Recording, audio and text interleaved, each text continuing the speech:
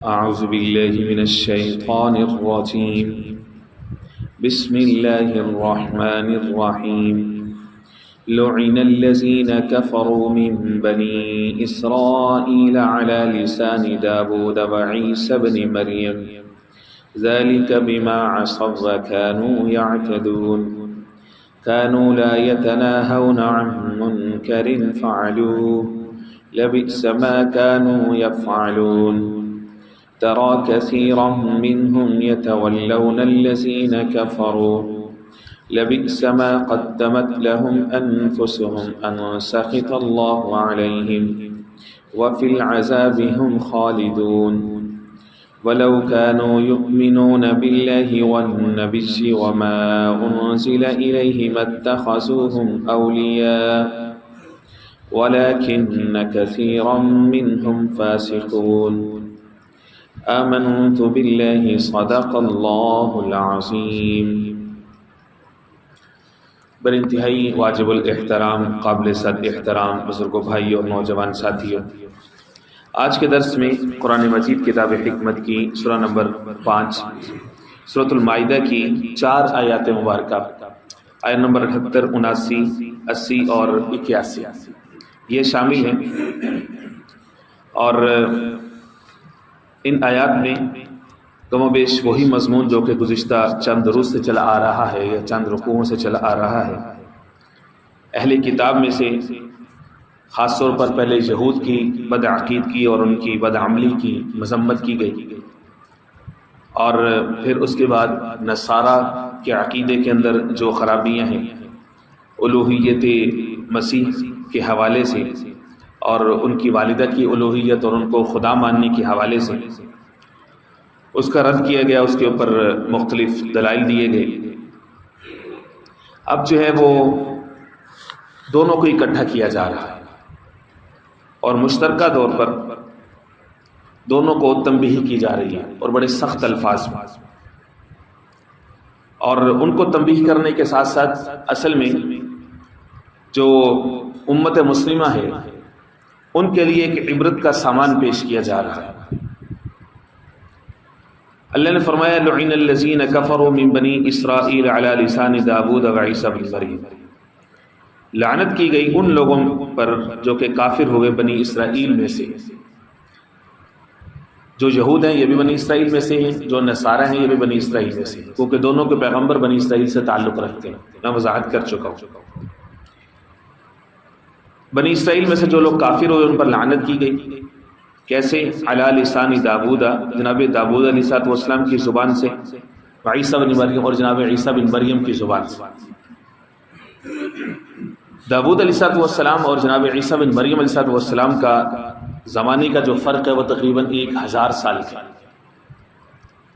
تو اس دوران جتنے انبیاء کرام علیہ السلام آئے، تمام انبیاء رسول کی زبانوں کے اوپر بنی اسرائیل کی بدعملی، ان کی تکذیب، ان کا جھٹلانا، ان کے حیلہ تراشی، اللہ کے احکام کے اندر تروڑنا مروڑنا اور اپنی خواہشات کے مطابق چیزوں کو لے کر کے آنا، یہ سب چیزوں کی وجہ سے ان کے اوپر سب انبیاء، سب رسول جو کہ اس دوران آتے رہے، ان سب کا ایک نوحہ موجود ہے، ان سب کی طرف سے ان کے اوپر لعنت کی گئی ان کی بدعملی کی وجہ سے۔ اولڈ ٹیسٹمنٹ کا جب ہم مطالعہ کرتے ہیں تو اس کے اندر جو ہے وہ صحیفہ زبور موجود ہے، جس کے اندر جناب زبور، جناب داود علیہ السلام نے جو دعائیں کی، جو مناجات کی، جس قدر ان کا دل مجروح اور زخمی تھا ان کی بدعملیوں کی وجہ سے، بنی اسرائیل کے اوپر ان کی زبان سے جو ہے وہ لعنت اور بد دعائیں موجود ہیں، جس انداز میں انہوں نے جو ہے وہ انبیاء کرام علیہ السلام کو تنگ کیا۔ اس طرح سے جو نیو ٹیسٹامنٹ ہے اس میں انجیل میتھیو جو ہے اس کے اندر جناب عیسیٰ علیہ السلام کی زبانی ان پر لعنت کی گئی ہے۔ مفسرین کرام رحمہ اللہ فرماتے ہیں کہ ان پر جو لعنت کی گئی ہے، لعنت کا مطلب قرآن مجید کی دیگر آیات سے واضح ہوتا ہے کہ ان کو بندر اور خنزیر بنایا گیا، ان کو سخت سزا دی گئی۔ مثال کے طور پر قرآن مجید کتاب حکمت کے کئی سارے مقامات ہیں. سورہ بقرہ کی آیہ نمبر 65 ہے جس میں رب العزت نے فرمایا وَلَقَدْ عَلِمْتُمُ الَّذِينَ اعْتَدَوْا مِنْكُمْ فِي السَّبْتِ فَقُلْنَا لَهُمْ كُونُوا قِرَدَةً خَاسِئِينَ. کہ یہ وہ لوگ ہیں جنہوں نے ہفتے کا دن کے قانون کو توڑا کہ ہفتے کا دن ان کے لیے عبادت کا مختص کیا گیا تھا، لیکن یہ اس دن مچھلیوں کا شکار کرنے چلے جایا کرتے اور ان کی آزمائش کے لیے اس دن اچھی خاصی موٹی تازی مچھلیاں آ جایا کرتی تھی کنارے کے اوپر. اب یہ لوگ کیا کرتے تھے کہ انہوں نے اس کنارے پر حوض کھود لیے، اس کا راستہ کھولتے تھے اور پانی جب ادھر آتا تھا تو مچھلیاں بھی وہاں پر آ کر کے قید ہو جاتی اور بعد میں جا کر کے پکڑ لیتے تھے اور کہتے تھے ہمارے ہاتھ صاف ہیں، ہم نے پکڑا نہیں ہے. پکڑنا منع تھا، اللہ کے حکم کے اندر حیلہ تراشی کرنا. وہ کہ اصل مقصد تو یہ تھا کہ بھائی دنیا کو چھوڑو، اللہ کی طرف آنے کا وقت ہے، عبادت کا کام ہے، ادھر آؤ. فرمایا کہ جناب داؤد علیہ السلام کا دل اس کی وجہ سے شدید زخمی تھا اور جناب داؤد علیہ السلام کے سے پہلے ہی ان کو جو ہے وہ اس طرح سے بندر بنا دیا گیا. اور اس کا تذکرہ جو ہے وہ کچھ آیات قبل اسی سورہ مائدہ کی آیہ نمبر 60 کے اندر بھی ہو چکا ہے. وَلَّعَنَهُ اللَّهُ وَغَاصِبَ عَلَيْهِ، اللہ کی لعنت بھی، اللہ کا غضب بھی. وَجَعَلَ مِنْهُمُ الْقِرَدَةَ وَالْخَنَازِيرَ، کہ اللہ نے ان کو خنزیر بھی بنایا، بندر بھی بنایا بنی اسرائیلیوں کو.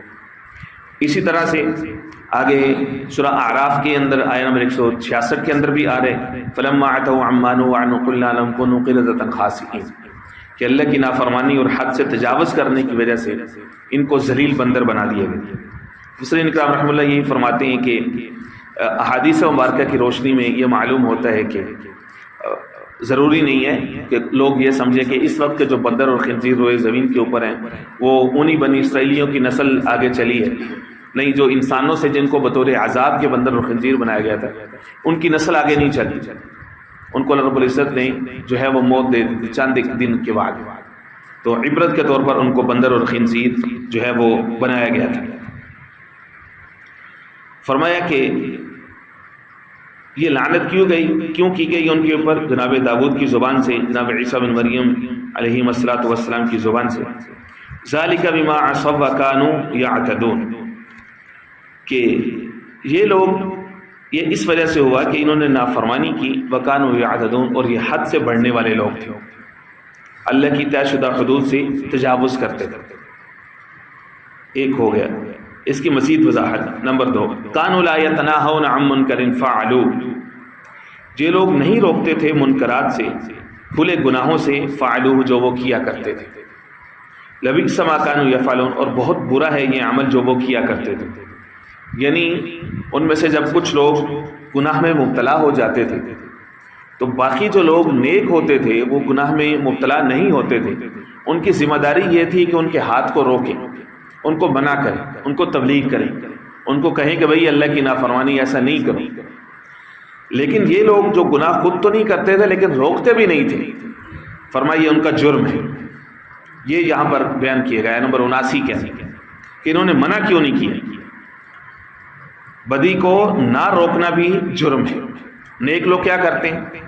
پہل خاموش رہتے ہیں، حکمت کے تحت، مجبوری کے تحت، عزیز داری ہے، رشتہ داری ہے، بزنس پارٹنرشپ ہے، معاشی مفادات وابستہ ہیں، اپنی اولاد ہے، اپنے ہیں، فلاں ہیں، خاموش رہتے ہیں.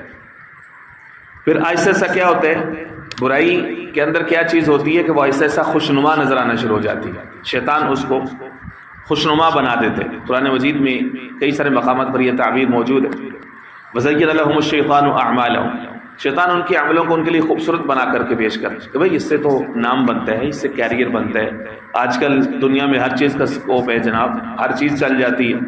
تو اس کو شیطان خوبصورت، جناب اس سے معاش وابستہ ہے، دیکھا نہیں فلاں کا فتویٰ موجود ہے، دیکھا نہیں فلاں صاحب بھی ایسے کہہ رہے تھے، دیکھا نہیں سب لوگ اس طرف جا رہے ہیں.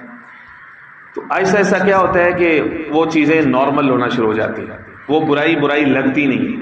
کئی ساری مثالیں ہمارے معاشرے میں ایسے ہوتی ہیں کہ 20 25 30 سال پہلے وہ چیز سرے سے ایگزسٹ ہی نہیں کرتی تھی. ایسا ایسا وہ شروع ہوئی، لوگ اس پر خاموش رہے، پھر ایسا ایسا اس کو جو ہے وہ روٹین کا حصہ بن گئی.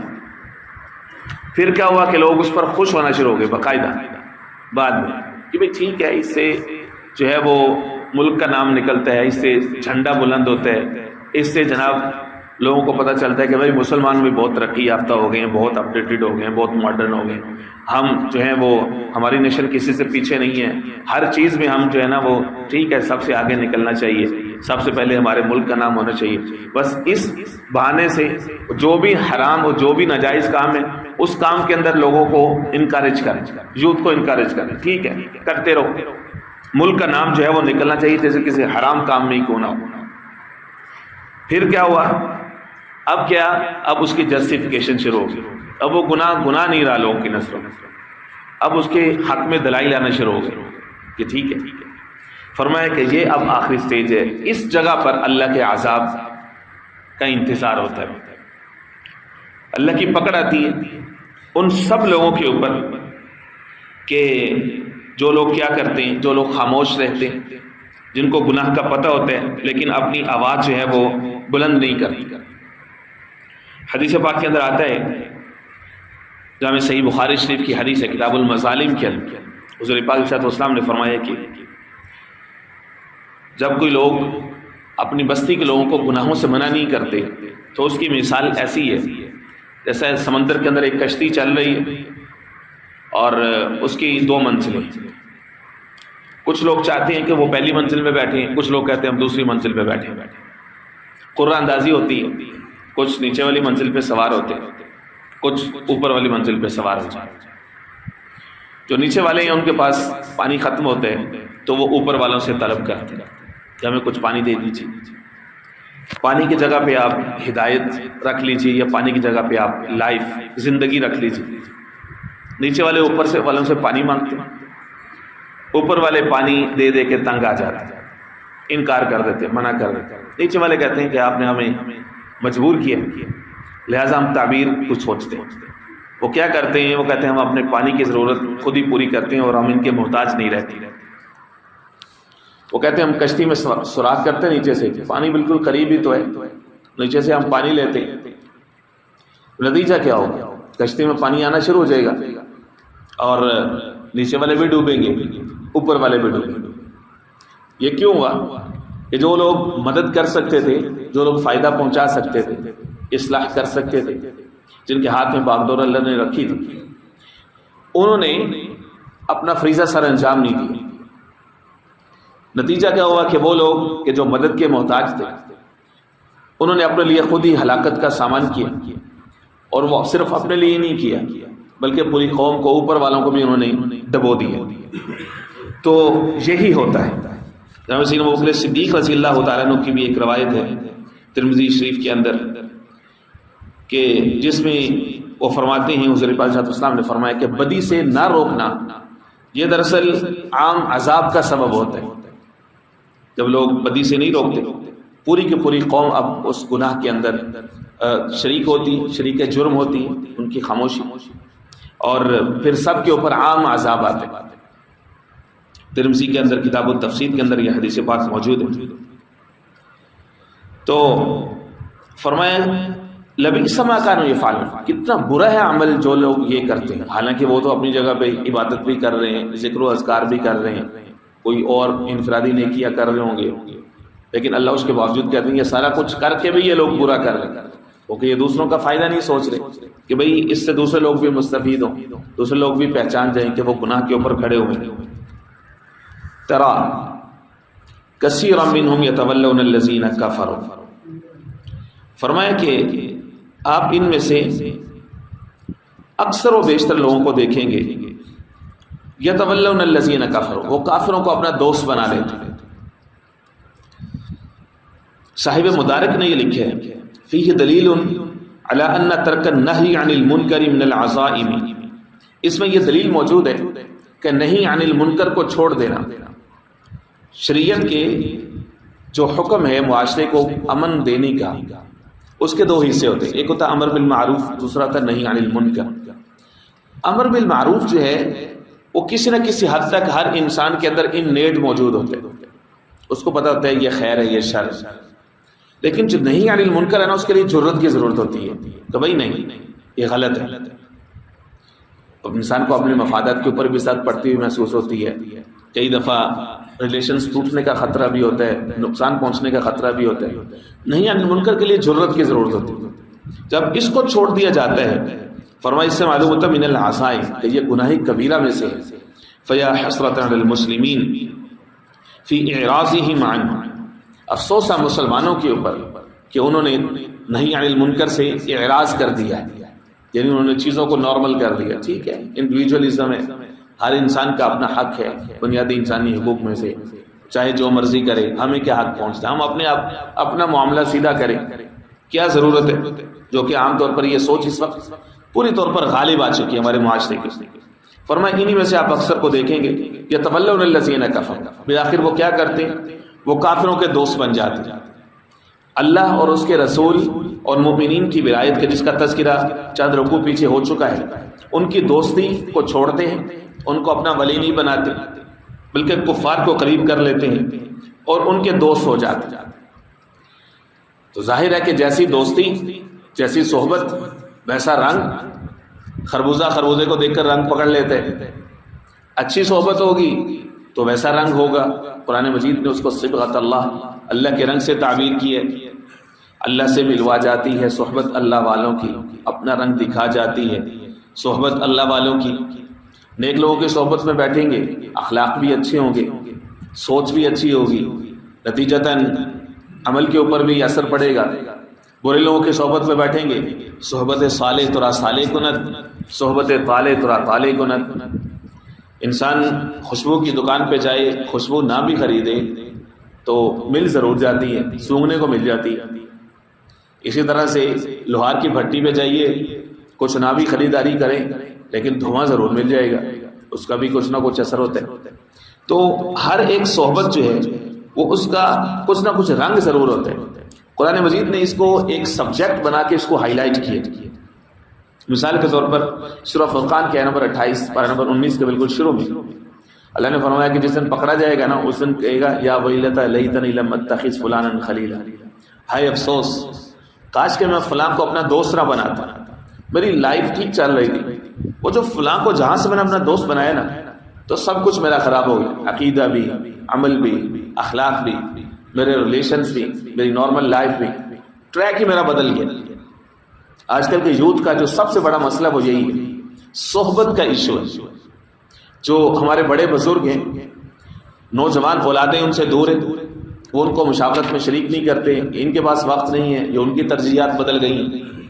اب نتیجہ کیا ہے کہ جو باتیں ان کو اپنے بڑوں سے سیکھنی چاہیے، ذاتی معاملات ہیں، آنے والی زندگی کے معاملات ہیں، وہ ساری کی ساری وہ اپنے دوستوں سے سیکھتے ہیں۔ جو ہمارے بڑے ہیں ان میں سے بعض کا طریقہ یہ ہوتا ہے، خبردار چپ ہو جاؤ، یہ موضوع ٹھیک نہیں، اس میں بات نہیں کرنی، غلط ہے، برا ہے، ہر بات میں ان کو ڈانٹ دینا۔ نتیجہ یہ ہوتا ہے کہ وہ اپنے جیسے ہم عمروں سے وہ وہی مسائل ڈسکس کرتے ہیں، جتنا ایک ان کا ظرف ہوتا ہے تو اس لحاظ سے وہ جو ہے ان کو گائیڈ کرتے ہیں۔